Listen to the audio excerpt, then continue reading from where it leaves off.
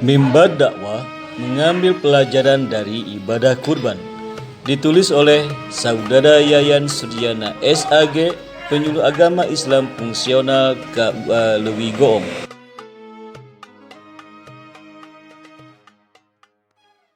Namun sebelumnya, saya akan menampilkan terlebih dahulu profil KUA Kecamatan Leuwi Goong agar dikenal lebih dekat oleh masyarakat.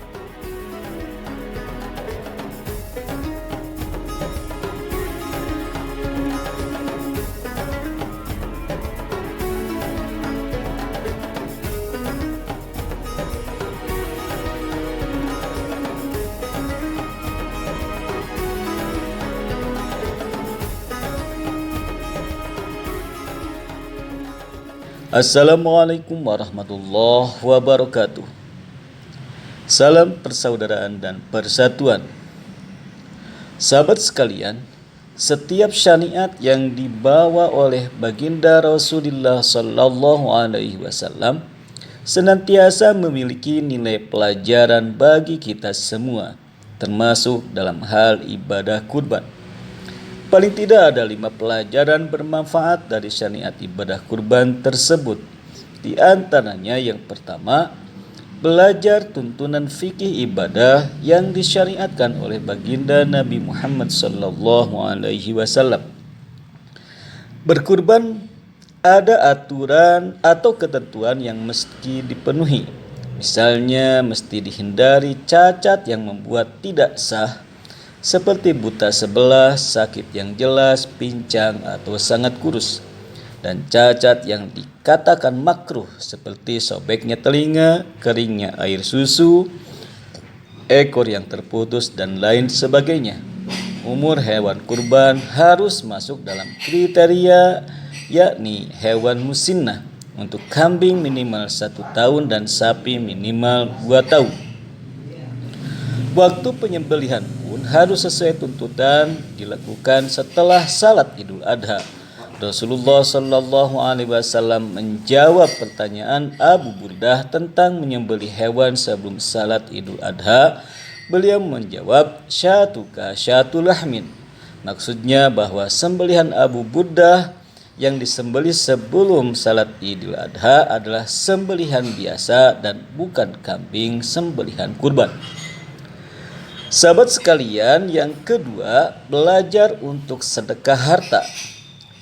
Dalam ibadah kurban kita diperintahkan untuk belajar bersedekah, karena saat itu hartalah yang banyak dikurbankan.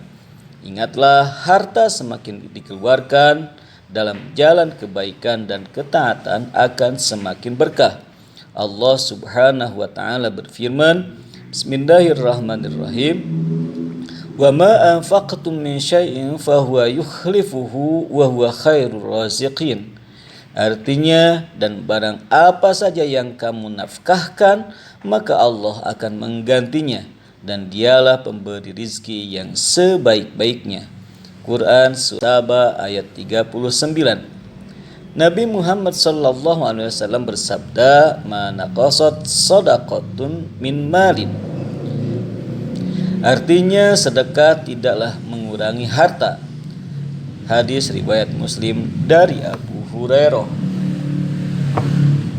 Imam Nawawi berkata, kekurangan harta bisa ditutup dengan keberkahannya atau ditutup dengan pahala di sisi Allah Subhanahu wa taala. Dalam kitab Syarah Sahih Muslim. Sahabat sekalian, yang ketiga, belajar untuk meninggalkan larangan. Dalam ibadah kurban ada larangan bagi sahibul kurban yang mesti ia jalankan ketika telah masuk 1 Dzulhijjah hingga hewan kurban miliknya disembelih. Dari Ummu Salamah, Nabi sallallahu alaihi wasallam bersabda, "Idza ra'aitum hilala Dzulhijjah wa arada ahadukum ayyudhi falyumsik an sya'rihi wa azfarihi." Artinya, jika kalian telah menyaksikan hilal Dzulhijjah, maksudnya telah memasuki tanggal 1 Dzulhijjah, dan kalian ingin berkurban, maka hendaklah sahibul kurban tidak memotong rambut dan kukunya. Hadis riwayat Muslim. Sahabat sekalian, pelajaran keempat adalah belajar untuk rajin berzikir.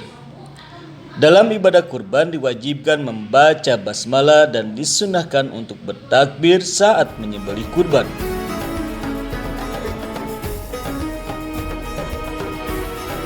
Dari Anas radhiyallahu an ia berkata, "Dhahan Nabiyyu sallallahu alaihi wasallam bi kabshaini amlahaini, fara'aituhu wadi'an qadamahu ala sifahihima yusammi wa yukabbiru fadhabahahuma biyadihi." Artinya Nabi Shallallahu Alaihi Wasallam pernah berkurban pada Idul Adha dengan 2 kambing yang gemuk.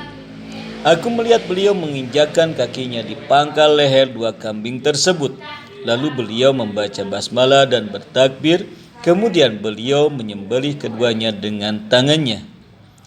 Sejak 10 hari pertama Dzulhijjah kita pun sudah dianjurkan untuk banyak bertakbir. Allah Subhanahu wa taala berfirman, Bismillahirrahmanirrahim, wa yadhkuru ismallahi fi ayyamin ma'lumatin. Artinya, dan supaya mereka menyebut nama Allah pada hari yang telah ditentukan. Quran surat Al-Hajj ayat 28. Ayyamin ma'lumat menurut salah satu penafsiran adalah 10 hari pertama Dzulhijjah. Pendapat ini adalah pendapat jumhur ulama, diantaranya Ibnu Umar, Ibnu Abbas, Al-Hasan Al-Basri, Atha, Mujahid, Ikrimah, Qatadah, dan An-Nakha. Termasuk pula pendapat Abu Hanifah, Imam Asy-Syafi'i, dan Imam Ahmad, diantaranya pendapat yang masyhur dari beliau. Lihat perkataan Ibnu Rajab Al-Hambali dalam Lataif Al-Ma'arif halaman 462 dan 471. Sahabat sekalian, yang terakhir adalah pelajaran untuk ikhlas. Dari ibadah kurban yang dituntut adalah keikhlasan dan ketakwaan. Itulah yang dapat menggapai ridho Allah Subhanahu wa taala. Adapun daging dan darah itu bukanlah yang dituntut, namun dari keikhlasan dalam berkurban dan ketakwaannya. Allah Subhanahu wa taala berfirman, Bismillahirrahmanirrahim, la yanalallaha luhumuha wala dima'uha walakin yanaluhu taqwa minkum. Artinya, daging-daging unta dan darahnya itu sekali-kali tidak dapat mencapai keridhaan Allah, tetapi ketakwaan dan dari kamulah yang dapat mencapainya. Quran surat Al-Hajj ayat 37. Semoga pelajaran di atas bermanfaat dan berharga bagi yang mau mengambil pelajaran. Hanya Allah yang memberi taufik. Sahabat sekalian, kurban adalah salah satu bentuk ibadah kita kepada Allah Subhanahu wa taala agar segala penghambaan kita sampai kepadanya dan mendapatkan berkah dan ridhonya, maka semuanya itu harus diperjuangkan. Sementara itu tidak ada perjuangan tanpa pengorbanan. Inilah tambahan pelajaran dari ibadah kurban, bahwa kesuksesan dalam kehidupan ini harus diperjuangkan dan tidak ada perjuangan tanpa pengorbanan. Bagaimana menurut Anda? Silahkan komen di bawah ini.